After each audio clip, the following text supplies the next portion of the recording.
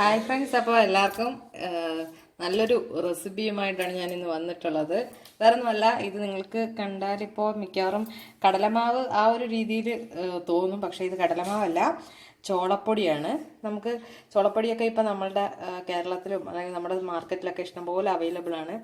അല്ലെങ്കിൽ തന്നെ ഇപ്പം നമുക്ക് സാധാരണ നോർമൽ കടയിൽ പോലും നമുക്ക് ചോളപ്പൊടി കിട്ടാറുണ്ട്. അപ്പോൾ ഈ ചോളപ്പൊടി വെച്ചിട്ട് നമുക്ക് നല്ല സോഫ്റ്റ് ആയിട്ടുള്ള പുട്ട് തയ്യാറാക്കാം. സാധാരണ ചോളം വെച്ച് നമ്മൾ പുട്ട് ഉണ്ടാക്കുമ്പോൾ ഭയങ്കര ഹാർഡായിരിക്കും. കാര്യം അതൊരു ചൂടോടുകൂടി മാത്രമേ നമുക്ക് ആ ഒരു സോഫ്റ്റിൽ കഴിക്കാൻ പറ്റത്തുള്ളൂ. അപ്പോൾ അത് മാറ്റി നമുക്ക് നല്ല സോഫ്റ്റ് ചോളപ്പുട്ട് തയ്യാറാക്കാം. അതാണ് ഞാൻ ഇന്ന് ഈ ഒരു വീഡിയോയിൽ നിങ്ങളിലേക്ക് എത്തിക്കുന്നത്. ഞാൻ അതിനിവിടെ എടുത്തിട്ടുള്ളത് ഇത് 1/2 കിലോ ചോളത്തിൻ്റെ പുട്ടുപൊടിയാണ്. അതിലേക്ക് ഞാൻ ഒരു തേങ്ങ എടുത്തിട്ടുണ്ട്. അതിൻ്റെ ഒരു കുറച്ച് പോർഷൻ ആദ്യം തന്നെ നമുക്ക് ഈ ഒരു പൊടിയിലേക്ക് ഇട്ട് കൊടുക്കാം. ശേഷം നമുക്ക് ടേസ്റ്റിന് ആവശ്യമായിട്ടുള്ള ഉപ്പ് നന്നായിട്ട് ആദ്യം നമുക്ക് ഈ തേങ്ങയും നമ്മുടെ ഉപ്പും ചോളപ്പൊടിയും കൂടി നന്നായിട്ടൊന്ന് മിക്സ് ചെയ്യണം. അങ്ങനെ നമുക്ക് നന്നായിട്ടൊരു 1-2 മിനിറ്റ് നന്നായിട്ട് നമുക്കിതൊന്ന് മിക്സ് ചെയ്യാം. അപ്പം നന്നായിട്ട് നമ്മളൊന്ന് കൈ കൊണ്ട് ജോയിൻ ചെയ്തിട്ടുണ്ട്. ഇനി നമുക്ക് കുറേശ്ശെ വെള്ളം പുട്ടിന് നനയ്ക്കുന്നത് പോലെ ഒഴിച്ചു കൊടുക്കാം. പിന്നെ എല്ലാവർക്കും അറിയാം, ചോളം വളരെ ഹെൽത്തിന് വളരെ നല്ലതാണ്. നമുക്ക് സ്കിന്നിനാണെങ്കിലും ചോളം വളരെ നല്ലതാണ്. ഉള്ളിൽ കഴിക്കുന്നത് കൊണ്ട് നമ്മുടെ സ്കിന്നൊന്ന് സോഫ്റ്റ് ആകാനും, അതുപോലെ ഹെൽത്തിനാണെങ്കിൽ കൊളസ്ട്രോൾ നിയന്ത്രിക്കാൻ, അതുപോലെ BP, ഷുഗർ ഇതൊക്കെ നോർമൽ രീതിയിൽ കൊണ്ടുപോകുവാനായിട്ട് ചോളം വളരെ നല്ലതാണ്. ചോളം പുഴുങ്ങി കഴിക്കുന്നത് അല്ലെങ്കിൽ ചുട്ട് അത് എങ്ങനെയാണെങ്കിലും നമ്മുടെ ശരീരത്തിൽ ചെല്ലുന്നത് വളരെ നല്ലതാണ്. നമുക്ക് ഈ അരിയാഹാരം ഷുഗറൊക്കെ കൺട്രോൾ ചെയ്യുമ്പം നമ്മൾ അരിയാഹാരം ഉപേക്ഷിക്കുമ്പോൾ നമുക്ക് ഗോതമ്പ് പോലെ കഴിക്കാൻ പറ്റുന്ന മറ്റൊരു പ്രധാനപ്പെട്ട ഒന്നാണ് ചോളം. അപ്പം ചോളം നമ്മൾ ആഴ്ചയിൽ ഒരിക്കലെങ്കിലും നമ്മൾ പഞ്ഞിപ്പുല്ല് റാഗിയൊക്കെ കഴിക്കുന്ന സെയിം ഗുണം നമുക്ക് ശരീരത്തിന് നൽകുന്നു. കുട്ടികൾക്കാണെങ്കിലും വണ്ണം വെക്കാനും ഒക്കെ ചോളം വളരെ നല്ലതാണ്. അപ്പോൾ ഇത് നമുക്ക് എന്തായാലും പുട്ടിൻ്റെ പരുവത്തിനൊന്ന് നനച്ചെടുക്കാം. ഇപ്പം ഞാൻ നന്നായിട്ട് നനച്ചെടുത്തിട്ടുണ്ട്. നമുക്ക് പുട്ടിൻ്റെ പാകത്തിന് നനച്ചെടുത്തു. ഇതിനി നമുക്ക് 1 മണിക്കൂർ ഫ്രിഡ്ജിലൊന്ന് വെക്കണം.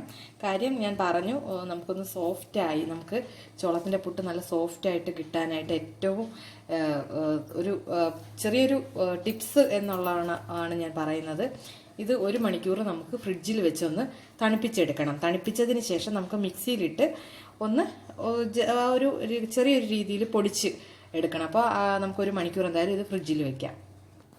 ഇതിപ്പം 1 മണിക്കൂർ ഫ്രിഡ്ജിൽ വെച്ച് അപ്പോൾ നമ്മുടെ കട്ടയൊക്കെ ഒന്ന് നല്ല ഹാർഡായിട്ടുണ്ട്. ഇനി നമുക്ക് ഇത് ഒരു നമ്മുടെ പൊടിക്കുന്ന മിക്സിയിലിട്ടിട്ട് ജാറിലിട്ടിട്ട് ഒന്ന് ചെറുതായിട്ടൊന്ന് പൊടിച്ചെടുക്കാം. ഇതിപ്പോൾ നമ്മളൊന്ന് പൊടിച്ചെടുത്തിട്ടുണ്ട്. ഇത് നമുക്ക് ഈ ഒരു പൊടിയുടെ തന്നെ സൈഡ് പോർഷനിലോട്ട് ഇട്ട് കൊടുക്കാം. എന്നിട്ട് ബാക്കിയുള്ള പൊടികൾ കൂടി നമ്മൾ നനച്ച് വെച്ചിരിക്കുന്ന ബാക്കിയുള്ള മാവ് കൂടി ഇതുപോലെ ഒന്ന് പൊടിച്ചെടുക്കാം.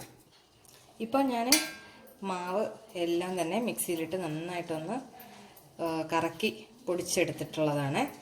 അപ്പോൾ ഇനി നമുക്ക് അതിൻ്റെ പുട്ടുകുറ്റിയിലേക്ക് നമുക്ക് പുട്ടിൻ്റെ മാവ് ഇട്ട് കൊടുക്കാം. അതിന് മുമ്പ് എല്ലാവർക്കും അറിയാം, തേങ്ങ നമ്മൾ ആദ്യത്തെ പ്രോസസ്സ് എന്നുള്ള രീതിയിൽ തേങ്ങ കുറച്ച് ഇട്ട് കൊടുക്കുക. അതിന് ശേഷം നമുക്ക് പൊടിയിടാം. പിന്നെ രണ്ടാമതായിട്ട് പ്രധാനമായിട്ടും ശ്രദ്ധിക്കേണ്ട കാര്യം, ഈ പുട്ടുകുറ്റിയിൽ നമ്മൾ മിക്കപ്പോഴും പുട്ട് ഉണ്ടാക്കുമ്പോൾ മാവ് പറ്റി പിടിച്ചിരിക്കാറുണ്ട്.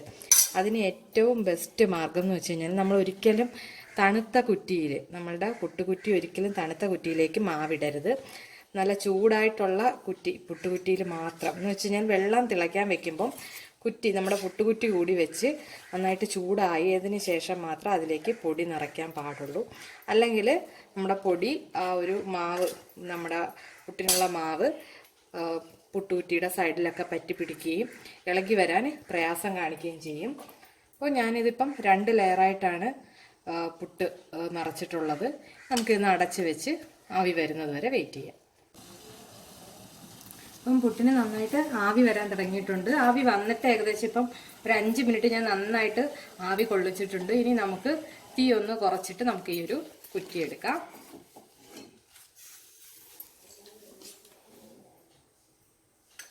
നമുക്കിതൊരു പാത്രത്തിലേക്ക് തട്ടാം. നമുക്ക് ഞാൻ പുട്ടിൻ്റെ മാവ് നിറച്ചപ്പോൾ നല്ല ചൂടായിട്ടുള്ള പുട്ടുകുറ്റിയിലേക്കാണ് ഞാൻ പൊടിയിട്ടത്. അതുകൊണ്ട് തന്നെ എനിക്ക് ഈ ഒരു പുട്ടുകുറ്റിയിൽ പറ്റി പിടിക്കുക, അല്ലെങ്കിൽ നല്ല ഈസി ആയിട്ട് നിങ്ങൾക്ക് ഇതിൻ്റെ ഉൾഭാഗം കാണാൻ പറ്റും. നല്ല ഈസി ആയിട്ട് അധികം എങ്ങും മാവ് പിടിച്ചിട്ടില്ല. നമ്മൾ നല്ല ചൂടായിട്ടിരിക്കുമ്പോൾ വേണം നമ്മൾ പുട്ടിൻ്റെ പൊടി ഇടുവാനായിട്ട്. അതുപോലെ പുട്ട് ആവി വന്നിട്ട് ഒരു 5 മിനിറ്റ് നല്ല ഫ്ലെയിമിൽ തന്നെ ഒരു 5 മിനിറ്റിനകത്ത് നന്നായിട്ട് ആവി കൊള്ളിക്കുക. എങ്കിൽ മാത്രമേ കറക്റ്റ് വേവിന് നമുക്കിത് കിട്ടത്തുള്ളൂ. അപ്പോൾ നമ്മുടെ ചോളത്തിൻ്റെ പുട്ട് ഇവിടെ തയ്യാറായിട്ടുണ്ട്. അപ്പോൾ എല്ലാവരും നമ്മുടെ ചോളപ്പുട്ടൊന്ന് ട്രൈ ചെയ്ത് നോക്കണം. അതുപോലെ സോഫ്റ്റ് ആകാൻ പറഞ്ഞിട്ടുള്ള, അല്ലെങ്കിൽ സോഫ്റ്റ് ആക്കാൻ വേണ്ടിയിട്ട് ഞാൻ പറഞ്ഞ കുറച്ച് കാര്യങ്ങൾ കൂടി ശ്രദ്ധിക്കുക.